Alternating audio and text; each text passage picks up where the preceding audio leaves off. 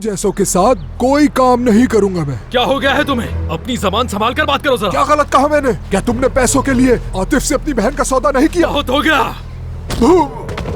मार डालूंगा, जबान खींच लूंगा अगर दोबारा मेरे साथ ये करने की कोशिश की तो।